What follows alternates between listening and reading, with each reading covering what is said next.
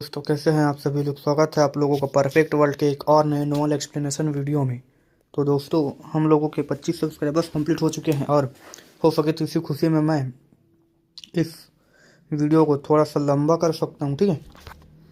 लेकिन अगर आप लोग सच में जानना चाहते हैं कि क्या होगा आगे के स्पॉयलर्स के साथ, अगर आपको चाहिए वीडियो तो मैं आपको दे सकता हूँ, लेकिन इसके लिए आपको कमेंट करना पड़ेगा। कम से कम यार 8 व्यूज़ आ रहे हैं तो कम से कम 5 लोग कमेंट कर दिया करूँ, जिससे हमें भी मोटिवेशन मिल सके। और वीडियो को लाइक शेयर सब्सक्राइब जरूर करें। तो चलिए एपिसोड को स्टार्ट करते हैं। लेकिन इससे पहले अगर आप लोगों ने पिछले एपिसोड नहीं देखा है तो जाकर उसे ज़रूर देख ले, वरना ये एपिसोड आपको बिल्कुल समझ नहीं आएगा। तो चलिए शुरू करते हैं इस एपिसोड को। तो एपिसोड के स्टार्टिंग में हमें दिखाया जाता है सी हाउ की हालत। इस वक्त उसकी कंडीशन को एक्सप्लेन करना बहुत ही ज़्यादा मुश्किल था। उसकी बॉडी जो नॉर्मली डिवाइन गोड जैसी स्ट्रांग मानी जाती थी, अब पूरी तरह शैटर्ड हो चुकी थी। पूरा शरीर खून से भरा हुआ, कहीं कहीं बोन्स तक बाहर दिख रहे थे। सिर्फ इतना ही नहीं, उसकी बॉडी पर लाइटनिंग स्ट्राइक्स के डीप मार्क्स थे। जगह जगह से जली हुई स्किन, काली पड़ चुके मांस के मार्क्स, जगह जगह से फ्लेश एंड बोन्स लटकते हुए। उसके सीने में एक बहुत बड़ा होल जो जो हो चुका था, सीधे पीछे तक निकल रहा था, यानी पूरी तरह से आर पार हो चुका था उसके सीने से। उसमें से अभी भी इलेक्ट्रिक शॉकवेव्स निकल रहे थे। ये सीन देखकर लोग लग रहा था जैसे ये कोई ह्यूमन नहीं बल्कि एक जिंदा लाश खड़ी हो। सी हाउ ने अभी अभी 8 ग्रेट हेवन क्रॉस किए थे और उसके प्राइस बहुत ज़्यादा थे। हर हेवन में उसका सामना काउंटलेस एनिमीज से हुआ और हर एनिमी नॉर्मल नहीं था। सब के सब टॉप टायर वॉरियर्स थे। चाहे कोई कितना भी स्ट्रांग हो, पूरे हेवन को अकेले पार करना इम्पॉसिबल होता। एंड्स अगर ज़्यादा हो जाएं तो हाथी को भी गिरा सकते हैं। और यहाँ तो सी हाउ के सामने फॉरेन वर्ल्ड की लाइट आर्मीज थी। जब ब्रिज पीछे हट जाए और लाइटनिंग रेडियंस चमकने लगती है, सी हाउ 9th हेवन पर कदम रखता है और उसकी बिल्कुल कोलैप्स हो चुकी बॉडी, उसके खुद के सामने भी डाउट आ गया था, उसके खुद के मन में भी, ठीक है। क्या मैं अभी भी फाइट कर पाऊंगा?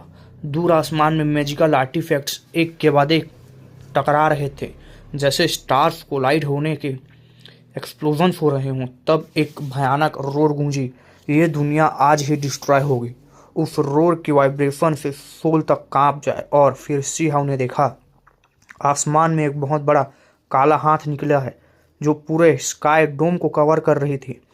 मून, स्टार्स, डिवाइन आर्टिफैक्ट सब उस पाम के अंदर आ गए और क्रश हो गए। ये सीन इतना शॉकिंग था कि सी हाउ की आंखें तक सिकुड़ गई।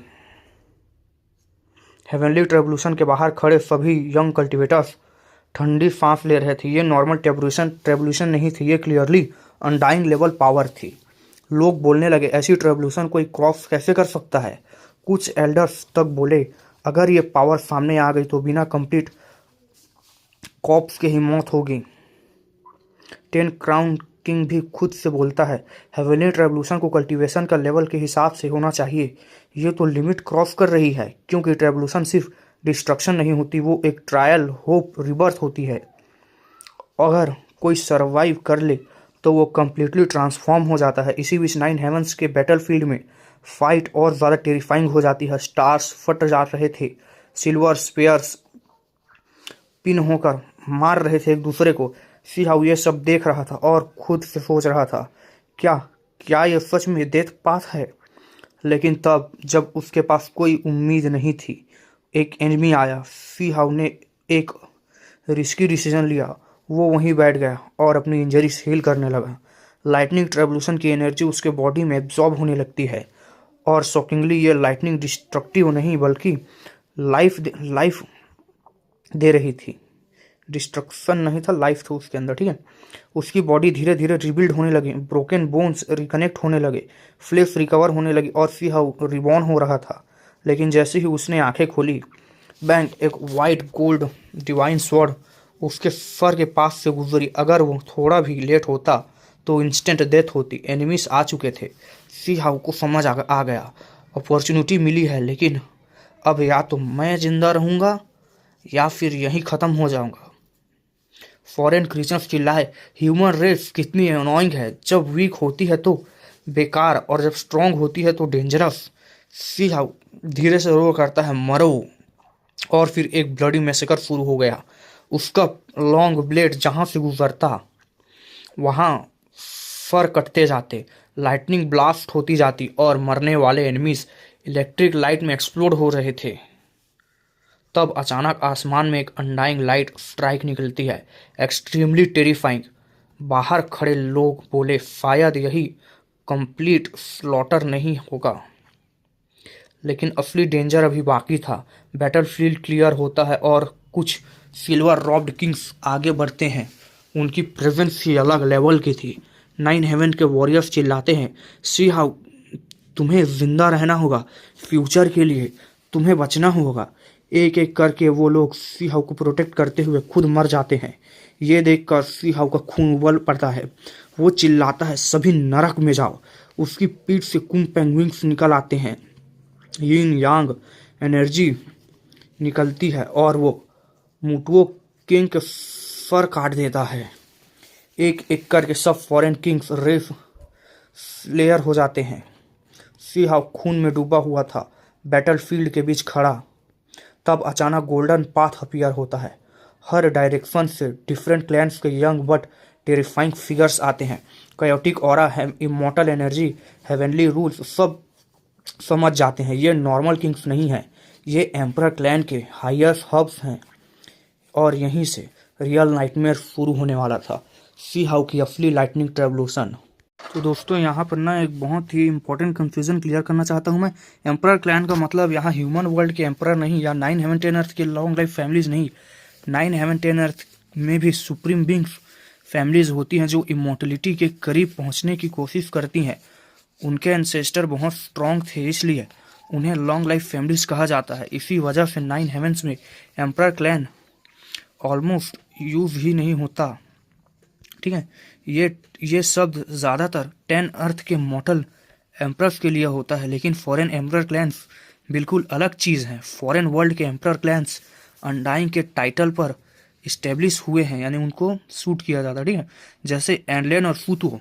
गाइस मैं एक स्पॉइलर दूं, ये दोनों क्लैन ही स्टोन क्लैन की तबाही के पीछे थे, फॉरेन फाइट के। और सी हाउ पूरी तरह से मैसेकर मचाया गया इनके लिए। ठीक है, ये स्पॉयलर्स वगैरह आप लोगों ने सुना है तो इसे नोट कर लीजिएगा। ठीक है, जैसे ही एनलन और फूतुओ के ये कोई नॉर्मल एंसेस्टर नहीं थे, इनके नाम दो ग्रेट एरस से जिंदा चले आ रहे थे। टाइम बदलता गया, एरस खत्म होती गई, लेकिन अभी तक जिंदा है ये नाम, इसलिए इनके क्लैन को एम्परर क्लैन कहा जाता है। ठीक है, और एक बात अभी भी कही जाती है, इमॉर्टल एंशिएंट एरा में इमॉर्टल किंग्स एग्जिस्ट करते थे जो स्ट्रेंथ में अनमैच्ड थे, लेकिन फॉरेन फाइट के एनलेन और फूतुओ जैसे लोगों ने नाइन हेवंस 10 अर्थ के को डिफीट कर दिया, इसलिए उन्हें इमॉर्टल किंग से भी ऊपर माना गया। इसी वजह से किंग के ऊपर एम्परर वर्ड यूज़ किया जाता है। ठीक है, मतलब एम्परर इमॉर्टल लेवल होगा ना, फाइनल कल्टिवेशन लेवल वही है, लेकिन मतलब बस वो एक टाइटल के लिए यूज़ किया जाता है, फाइनल लेवल तक कोई नहीं है। ठीक है, चलो आगे बढ़ते हैं। ये इंपॉर्टेंट था जो दिया गया था यहाँ, मैं बता दिया आपको। स्ट्रिक्टली बोले तो ये अनडाइंग एम्परर्स हैं। हाँ, टेक्निकल वो इमॉर्टल किंग लेवल से बाहर नहीं निकले, लेकिन वो पीक ऑफ एग्जिस्टेंस पर खड़े थे। और फिर फॉरेन एंशिएंट ग्राउंड से एक और शॉकिंग र्यूमर निकल कर आई।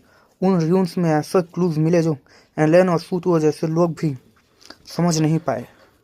क्लूज कहते हैं शायद एम्परर मतलब इमॉर्टल किंग के ऊपर भी कोई पाथ एग्जिस्ट करता है। सोचो, जो लोग ऑलरेडी अनमैच्ड थे वो भी और ऊपर जा सकते हैं तो क्या तबाही होगी। ये इतना टेरिफाइंग था कि खुद एनलेन और फूतुओ भी श्योर नहीं थे कि ये सच है या नहीं। बस इतना कहा गया, अनडाइंग के बीच भी एम्परर्स एग्जिस्ट कर चुके हैं। ठीक है, इसी वजह से फॉरेन एम्परर क्लैन का कॉन्सेप्ट बना हुआ है। ठीक है, ये मतलब एक कॉन्सेप्ट बन चुका है, यानी कि फॉरेन साइड में कि एम्परर क्लैन्स होते हैं, लेकिन वो इमॉर्टल किंग लेवल की होते हैं। जिस लेवल पर अभी इमॉर्टल वैंग तक, हाँ जहाँ तक मैंने पढ़ा है वही है बस। ठीक है, आज के टाइम में इंफॉर्मेशन बहुत कम है, प्रूफ भी क्लियर नहीं होते, लेकिन फॉरेन साइड होप रखती है कि वो पाथ सच में एग्जिस्ट करता है। और अब प्रेजेंट बैटल फील्ड में वापस आते हैं। ठीक है, ये इन्फॉर्मेशन दिया गया था साइड पे, तो वही बताया गया है, ठीक है, ताकि कंफ्यूजन ना हो। एम्परर क्लैन, ये क्या एनलेन और फुतुओ के डिसेंडेंट्स हैं? लोग सोचने लगते हैं। Kao Yuseng, heavenly hound, lunar, jade rabbit, सबके फेसेस सीरियस हो गए थे। जिन जैंग का दादा बोला, अगर ये सच में एम्परर क्लैन है तो हुआंग के पास बिल्कुल भी चांस नहीं है। एक साथ मल्टीपल एम्परर क्लैन यूथ आ चुके थे, हर एक अलग डायरेक्शन से ग्रेट गोल्डन पाथ पर चलते हुए।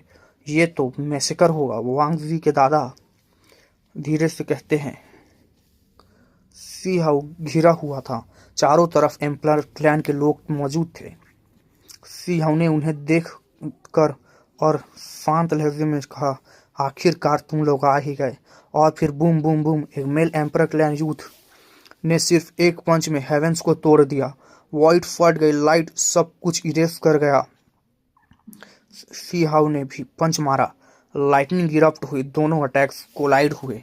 एक्सप्लोजन इतना वायलेंट था कि स्पेस भी वाइप आउट हो गया। और ये सिर्फ शुरुआत थी, उसने अभी फुल पावर दिखाई भी नहीं थी। और इसी के साथ सबको समझ आया, लेजेंड्स झूठ नहीं थे, एम्परर क्लैन्स अनमैच्ड होते हैं। इसी बीच एक एम्परर क्लैन की फीमेल यूथ आगे बढ़ी, लंबी एलिगेंट प्रेजेंट थी। सब के सब कांप गए। बात खत्म उसकी प्रेजेंस से। ड्यूटी बहुत भाई हाई लेवल की दी गई है, मतलब सब चीज क्लियर, ठीक है, छोड़ो उसको। उसने उंगली उठाई सीधे सी हाउ के फोरहेड की तरफ। गोल्डन डिवाइन लाइट इरप्ट हुई, अनडाइंग ऑरा फैल गया। उसके आर्म पर golden spear like demonic patterns चमक रहे थे। लोग चिल्लाए, ये एनलेन की स्पीयर का मार्क है। र्यूमर था एनलेन अपनी स्पीयर को डिवाइन माइट अपने डिसेंडेंट्स के बॉडी में गोदता है, यानी रखता है, ठीक है। यानी कि उसको एक, मतलब जैसे था ना कि इनहेरिटेंस होता है generation to generation pass soul के जरिए, वैसा ही है। जैसे मतलब सोलेट स्टार में होता है, वैसे ही मतलब एक जनरेशन से दूसरी जनरेशन में उनकी सोल से मतलब मेमोरी होती है, उनकी ब्लड लाइन में छुपी, वैसे ही है, ठीक है, उनके ब्लड लाइन से। वो एक फिंगर पूरे वर्ल्ड को तोड़ सकती थी। सी हाउ चिल्लाया, रीइंकार्नेशन। उसका सुप्रीम बीइंग टेक्निक एक्टिवेट हो गया। टाइम फ्रेगमेंट्स फैल गया। रीइंकार्नेशन फीस्ट ने गोल्डन स्पीयर लाइट को हिट किया। बिंग डिंग साथ टाइम की पावर ने स्पेयर की डिवाइन रेडियंस को कोरोट करना शुरू कर दिया। गोल्डन लाइट डल पड़ गई और धूल में बिखर गई। ऐसा लग रहा था जैसे इसका कोई इफेक्ट ही नहीं, लेकिन स्पीयर फिर भी चमकी। बैंग सी हाउ ने दूसरा पंच मारा, पूरा बैटल फील्ड शॉक में था। और तब बाकी एम्परर क्लैन यूथ्स भी आगे बढ़े। सब ने एंसेस्ट्रल टेक्निक एक्टिवेट कर दी थी और यहीं से रियल हेल शुरू हुआ। आखिरकार जब एम्परर क्लैंस ने एक्शन लिया तो पूरी दुनिया को जैसे समझ आ गया, यहाँ कोई नॉर्मल बैटल नहीं होने वाली है। सवाल ही नहीं उठता नॉर्मल बैटल का। सामना कौन करेगा आखिरकार इनका? ये सिर्फ एक नहीं थे, गोल्डन पाथ पर खड़े सारे एम्परर क्लैन के डिसेंडेंट्स एक साथ आगे बढ़े। उनके स्टेप्स स्लो थे, लेकिन उनकी प्रेजेंस इतनी हैवी थी कि ऐसा लग रहा था जैसे पूरा टाइम और स्पेस मूव कर रहा हूँ उनके साथ साथ। उन सब का एक ही टारगेट था, सी हाउ को यहीं इसी जगह ख़त्म कर देना। ये मामला बहुत सीरियस था। एंशिएंट टाइम से ये माना जाता था कि एक एम्परर क्लैन के साथ 1-on-1 फाइट मिल जाए वही बहुत बड़ी बात है। और यहाँ पूरा ग्रुप एक साथ अटैक कर रहा था। जब एम्परर क्लैन अपीयर करता है तो दुनिया नेचुरली झुक जाती है। उनके लिए ओपोनेंट्स एग्जिस्ट ही नहीं करते, वो लिविंग लेजेंड्स होते हैं जिन्हें कभी हारा ही नहीं पाए कोई लोग। उन्होंने कभी हार का स्वाद चखा ही नहीं, ऐसा मानो। इसलिए जब लोगों ने यह सीन देखा तो उनके दिल में सिर्फ एक ही फीलिंग थी, ऐसा नहीं हो सकता। दूर से वांग जी के ग्रैंडफादर हंस पड़े। उनकी आंखों में ठंडी सी खुशी थी। वो बोले, वांग, अगर तुम इससे बच गए तो ये हेवन डिफाइंग मिरेकल होगा। मैं भी तुम्हारी तारीफ करूंगा। लेकिन उनके टोन से साफ था, वो मान चुके थे कि सी हाउ मर चुका है, वो जिंदा नहीं बचेगा। तभी बैंग एक गोल्डन स्पीयर चमका। उसकी टिप से इतनी तेज लाइट निकली कि आसमान तक हिल गया। वो स्पीयर टाइम के फ्रेगमेंट्स को क्रॉस करता हुआ सीधे सी हाउ के प्रूफ के एम हो चुका था। एक ब्लो में लाइफ एंड कर देना के लिए सी हाउ की आंखों से कोल्ड लाइट निकली। उसने लगातार फिस्ट मारे जैसे वो टाइम की पावर को ही पकड़ने की कोशिश कर रहा हो। हर पंच के साथ गोल्डन स्पीयर के मेटल के टुकड़े गिरने लगे, रस्ट निकला, स्पीयर टूटने लगा, लेकिन अगले ही मोमेंट वो फिर से चमका जैसे रिबर्थ ले चुका हो। ये स्पीयर कोई नॉर्मल वेपन नहीं था, ये एनलियन क्लैन के अनडाइंग किंग का इम्प्रिंट था जो ब्लड लाइन के थ्रू एक्टिवेट हुआ था। एक एम्परर क्लैन ही इतना टेरिफाइंग हो सकता है तो सोचो जब कई सारे एम्परर क्लैन्स एक साथ हो तो जीतने की कोई उम्मीद ही नहीं है। जीतने की कोशिश करना भी नामुमकिन से बराबर है। Not good, cow you Seng ने यह धीरे से कहा। अगर सी हाउ बच भी गया, बाकी एम्परर क्लैन उसे मार देंगे। तब एक और एम्परर क्लैन की वुमेन ने चिल्लाया, मार दो इसको, ये बहुत ही ज्यादा, क्या बोलते हो यार उसको, एक मिनट ना, एनोइंग लग रहा है। व्हाइट मिस्ट स्पीयर के साथ फ्यूज हो गई। अटैक और भी टेरिफाइंग हो गए। लोगों के दिल उनके गुर्दे तक आ गए। क्या ये ब्लू रिनकार्नेशन डिफेंस तोड़ देगा? और तब बैंग, जैसे किसी इमोर्टल ने ड्रम बजा दिया हो। व्हाइट कांप उठा। सी हाउ बॉडी के अंदर से ब्लड और इमोर्टल लाइट जैसे स्ट्रिक्स निकली। सी हाउ की बॉडी से निकली, ठीक है। मिस्टीरियस पैटर्न्स बने और रिनकार्नेशन बोर्न टेक्स्ट के साथ मर्ज हो गए। सी हाउ का ऑरा एक्सप्लोड हो गया, उसकी पावर कई गुना बढ़ गई। ये था उसके तीसरे सुप्रीम बीइंग टेक्निक जो अब तक कंप्लीट थी लेकिन इनकम्प्लीट थी, लेकिन अब फाइनली अवेकन हो रही है। इस टेक्निक ने इसकी बाकी एबिलिटीज को भी एम्पलीफाई कर दिया। टाइम का लॉन्ग रिवर अपीयर हुआ जैसे इस वजह से ग्रेट कैलिमिटी डिसेंड कर रही हो। और फिर bang bang bang, see how के फिस्ट ने एनलैंड का गोल्डन स्पेयर इम्प्रिंट तोड़ दिया। इस बार स्पेयर दोबारा रिजनरेट नहीं हुआ, लेकिन एम्परर क्लैंस रुके नहीं। एनलैंड वर्ल्ड इनहेलिटिंग आर्ट, साथ ही हर तरफ से वेपन्स निकले, हेलबर्ट, स्वॉर्ड, फर्नेस, वॉर स्पीयर्स, साथ सब एक ही पल में बैंग बैंग बैंग हुए सी हाउ पर हमले। सी हाउ ने उन वेपन्स पर स्टेप्स रखा और हवा में जंप कर दिया। नीचे से सिर्फ एक आवाज आई, मरो। पूरा बैटल फील्ड किलिंग इंटेंस से भर गया। ये इसलिए भी पॉसिबल था क्योंकि ये रियल एम्परर क्लैंस नहीं थे, ये हेवनली रेवोल्यूशन के प्रोजेक्शन थे। लेकिन डेंजर कम नहीं हुआ। 6 डाउर इनकारनेशन, सी हाउ दहाड़ा। 6 हैंड सील्स ने 9 हेवन और 10 अर्थ को हिला दिया। फिर पुफ की आवाज के साथ स्पीयर रिब्स के पार, एक स्वॉर्ड चेस्ट के थ्रू, एक हेलबर्ट शोल्डर में। नॉर्मल कोई होता यही खत्म हो जाता। सी हाउ का यूफेंग चिल्लाया, फिर बैंग। सी हाउ खड़ा हुआ। 3 सुप्रीम बीइंग टेक्निक्स एक साथ इरप्ट हुई, हेवन, कैलिमिटी, लाइट रिनकार्नेशन और वो थर्ड सपोर्टिव टेक्निक। उसने वेपन्स को बॉडी के बाहर फेंक दिया। ब्लड हवा में उड़ा। मरो। वो अकेले सब एम्परर क्लैंस के खिलाफ टूट पड़ा चिल्लाते हुए। इंपीरियल लाइट आसमान तक पहुंच गई। सी हाउ बार बार उड़ रहा हो ऐसा लग रहा था। बॉडी ऑलमोस्ट टूट चुकी थी, फिर भी वो जिंदा खड़ा था। लोग चुप हो गए। मजाक नहीं था, सिर्फ शौक था उनकी आंखों में।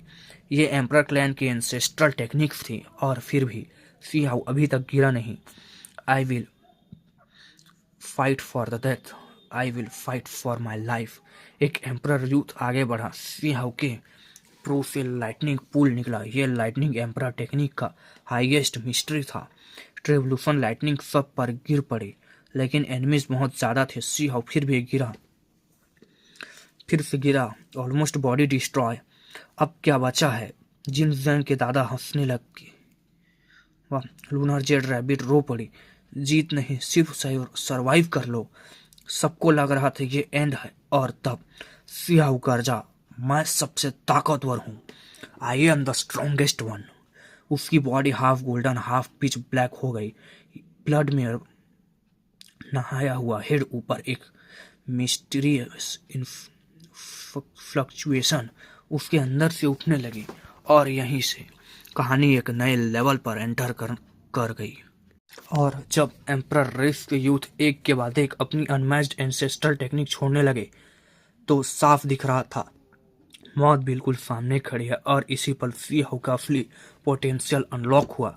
ये उसकी प्रेजेंट कंडीशन थी, ऐसी स्टेट जहां या तो वो लेजेंड बनेगा या फिर यहीं खत्म हो जाएगा। उसके शरीर से एक गहरी लाइट की पावर निकली, बिल्कुल डोमिनेटिंग। ऐसी लग रही थी जैसे कोई फोर्स सीधे एबिस से के गहरे से सबसे नीचे से उठ रही हो। वो पावर वेव्स की तरफ फैल रही थी, उसकी स्किन के ऊपर से बाहर फूट रही थी, इरप्ट हो रही थी उसकी पूरी बॉडी से। सीहाव की बॉडी का लेफ्ट साइड प्योर गोल्ड की तरह चमका और क्लैंग क्लैंग जैसे मेटल्स टकरा रहे हो ऐसी आवाज आई। ब्लेजिंग सन जैसी थी दूसरी साइड, इतनी ज्यादा फोर्स और ब्रिलियंस थी कि आसपास के लोग तक कांप रहे थे। और उसी वक्त उसका राइट साइड बिल्कुल अपोजिट था, प्योर पिच ब्लैक जैसे अंधेरा एबिस जो हर लाइट को निगल लेना चाहती हो। वहां ग्रेट यिन की पावर घूम रही थी, ठंडी, खौफनाक और डिवोरिंग के साथ, यहाँ तक कि उसके बाल भी आधे गोल्डन और आधे ब्लैक हो चुके थे। एक तरफ सन लाइक फ्लेम्स, दूसरी तरफ डेमोनिक ब्लैक मिस्ट। ये ट्रांसफॉर्मेशन देखकर सब स्टन्ड रह गए। किसी ने एक्सपेक्ट नहीं किया था कि सी हाउ इस लेवल तक पहुंच जाएगा। यह कोई नॉर्मल एवोल्यूशन नहीं थी, ये एक फोर्स्ड ब्रेक थ्रू था। लाइफ एंड डेथ के एज पर जाकर उसका सब कुछ बाहर आ चुका था, पूरी पोटेंशियल, पूरी उसकी स्ट्रेंथ। ये उस पावर को रिलीज कर रहा था जो बहुत टाइम से लिमिट तक सप्रेस कर दी गई थी। उसके पीछे एक जाइंट क्रिएचर उभर कर आया, उसके साथ रोर करते हुए ग्रेट यिन और ग्रेट यांग, जो बिल्कुल अपोजिट पावर्स एक ही बॉडी के अंदर एग्जिस्ट कर रही थी। इससे सी हाउ की फाइटिंग स्ट्रेंथ बहुत ही ज्यादा बढ़ गई। ये तब होता है जब कोई प्रीसियस टेक्निक एक्सट्रीम लिमिट पर पहुंच जाए और चेंज हो जाए। जैसे पहले लाइटनिंग एम्परर टेक्निक इवॉल्व हुई थी, जब स्लॉटर के बीच सी हाउ ने लाइटनिंग पूल के रियल मीनिंग समझा था, और अब कुनपेंग टेक्निक भी ट्रांसफॉर्म हो रही थी। डिसपेयर के बीच पिन्नेकल पर पुश होकर सी हाउ ने उसका ट्रू प्रोफाउंड मीनिंग पकड़ लिया था। ग्रैप्स करके उसके पीछे एक डिवाइन पेंग उभरी, विंग्स फैलाकर अंधेरे आसमान में सोर करती हुई उसकी बॉडी पर, और golden black divine patterns mix हो रहे थे जैसे हेवन और हेल दोनों ही निगल लेना चाहती हो। Bang bang bang, see how ने जोर से रोर किया, उसकी फीस्ट इम्प्रिंट बनाते गए और ग्रेट यिन यान की डिवाइन माइट के साथ सीधे एम्परर रेस के तरफ चैलेंज कर दिया। लेकिन प्रॉब्लम ये थी, एनिमी बहुत ज्यादा थे, एक के बाद एक स्टार्स जैसे अटैक्स गिर रहे थे। चाहे सी हाउ की बॉडी इम्पेरिबल गोल्डन बॉडी जैसा हो चुका था, फिर भी क्रैक्स पड़ने लगे। किसी ने ठंडे लहजे में कहा, अभी भी काफी नहीं है, एम्परर रेस से कॉम्पिटिट करना इतना आसान नहीं है। ब्लड सी हाउ के शरीर से बह रहा था, उसकी हड्डियां तक कर्रा रही थी। तब उसने एक लॉन्ग रोर किया, उसके मुंह से ब्लड एसेंस निकला। गोल्डन लाइट और डार्क लाइट एक साथ फ्यूज हो गई। ग्रेट यिन और ग्रेट यान एक यिन यांग डायग्राम बन गए और बूम, अगले ही पल वर्ल्ड शेकिंग एक्सप्लोजन हुआ। सी हाउ फिर भी उड़कर गिरा, ब्लड थूकता हुआ। बॉडी ऑलमोस्ट कोलैप्स होने वाली थी, लेकिन वो अभी जिंदा था।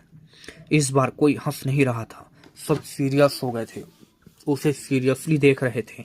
एम्परर रेस के जॉइंट अटैक के बाद भी वो मरा नहीं, ये सिर्फ फैक्ट ही सबको शॉक कर चुका था।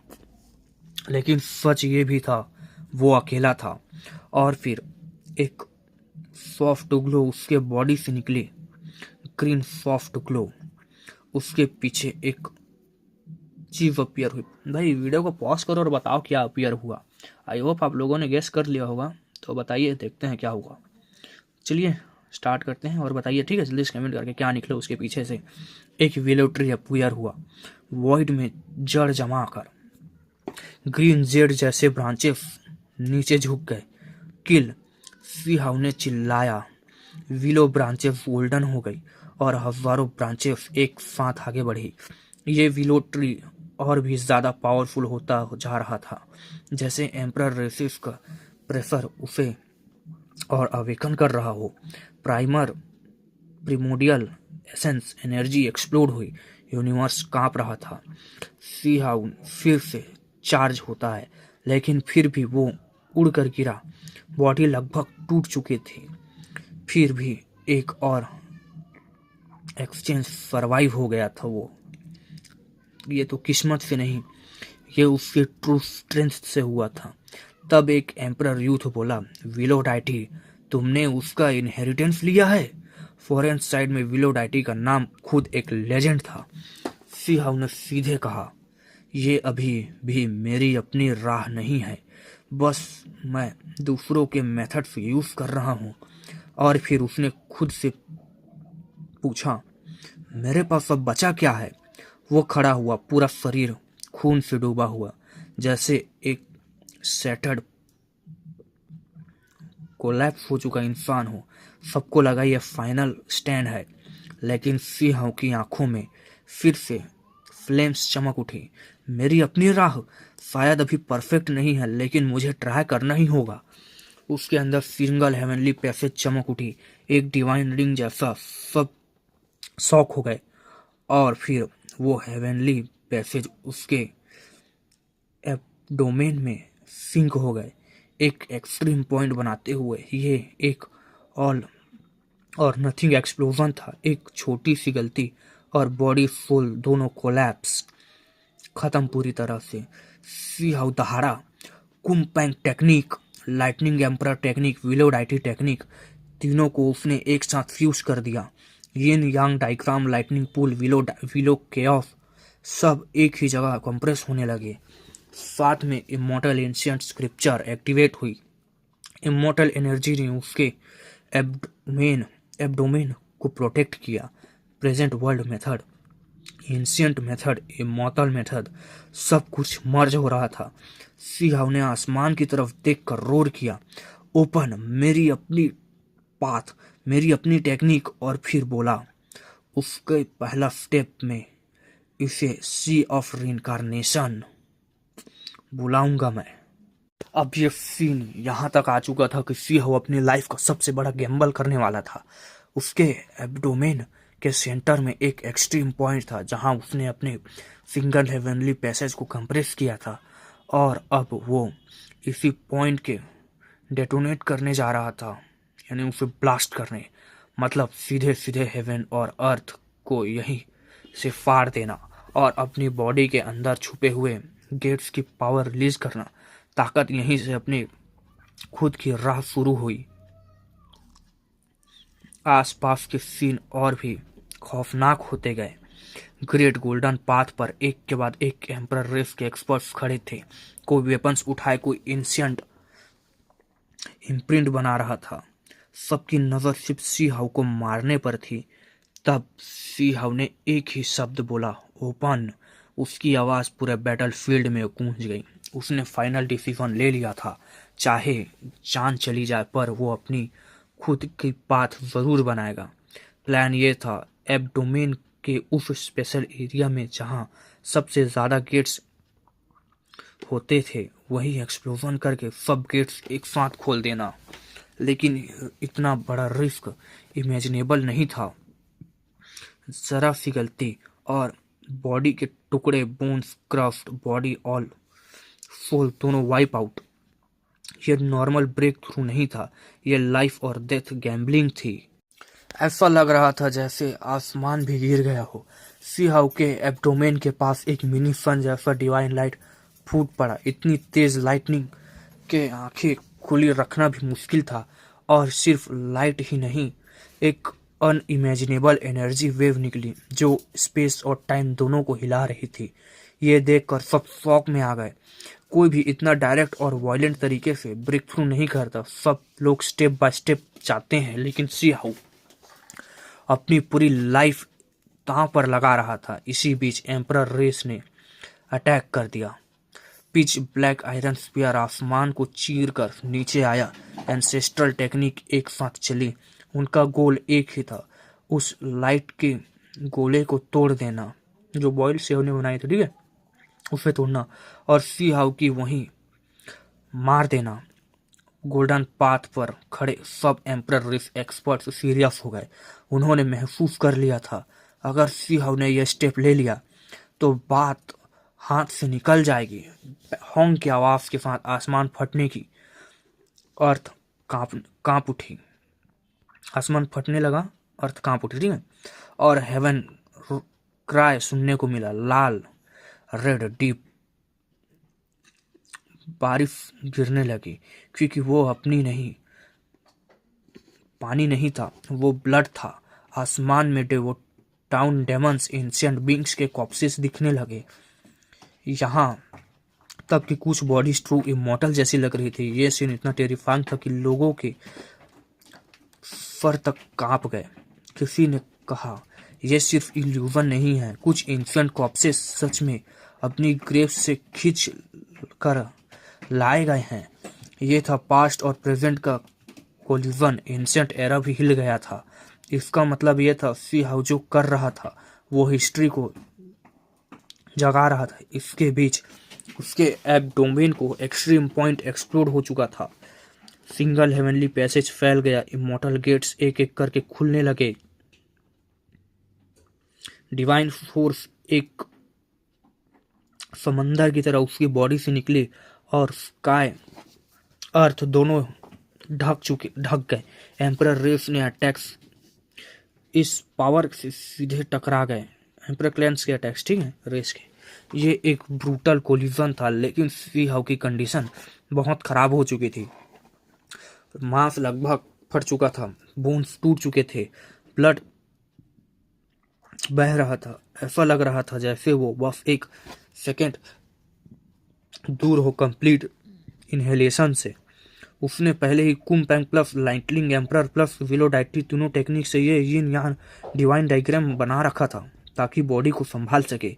ऊपर से इमॉर्टल स्क्रिप्चर और 3 स्टैंड्स ऑफ इमॉर्टल एनर्जी उसकी बॉडी को रिपेयर कर रहे थे, वरना इसी एक्सप्लोजन में ही मर जाता सी हाउ। और फिर सब शॉक हो गए। सी हाउ मरा नहीं।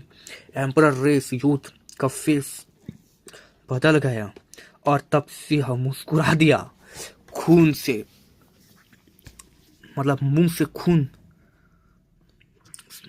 से बह रहा था।